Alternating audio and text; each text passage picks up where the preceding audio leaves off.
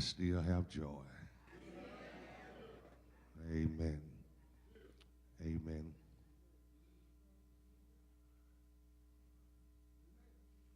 Still have problems, but I still have joy. Still have uncertainties about certain situations and certain troubles of life. But in the midst of it all, is there about 2 or 3 people that can say, you know, I'm struggling in a lot of areas, but one area I'm not struggling in is the area of joy. Because joy does not involve your external circumstances. Joy is a state of mind, it's a state of thinking. Joy says where you are does not determine whether or not there's internal happiness or internal stability. I think a lot of times we allow our external situations and circumstances dictate to us whether or not we're going to live in a state of having joy. Stuff is going to happen ever since the beginning of time, ever since the beginning of your birth.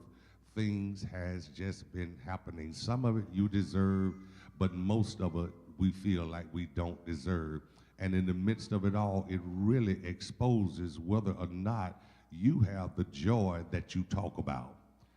Now, if you are at a place where you can shake it off, no matter what happens, no matter who dies, no matter what bill you can't pay, if you can shake it off in 4 or 5 minutes and don't let it contaminate your spirit, you'll find out that your strength and the joy of your strength is in the Lord. I'm saying this and I'm talking to you about this because I have not always been in a mature place that I understand that no matter how bad storms are, I ought to still have joy in the Lord. That I ought to still be able to say, Lord, I thank you for my troubles. I thank you for my struggle. I thank you for aches. I thank you for pain. I thank you for folk that come. I thank you for folk that leave. We ought to be able to have joy, not based on the changing or the times changing in our life, but we ought to have joy because we are in the Lord. That if nothing else, if everything goes wrong in my life, I ought to find joy just knowing that I'm in Jesus and Jesus is in me. David opens up this psalm. He says, listen, and David, when he writes this song, David has enemies after him. His son is after him. Absalom is trying to kill him. He's just got through running from Saul, but Saul and Jonathan end up dead. And in the midst of it all, David opened up in verse 1 and said, oh, give thanks. Y'all missed it.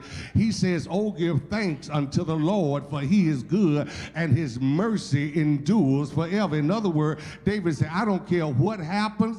I don't care what's going on. I don't care what the naysayers say. I don't care who's smiling in my face and want to stab me in the back. David says, I still have to give thanks unto the Lord.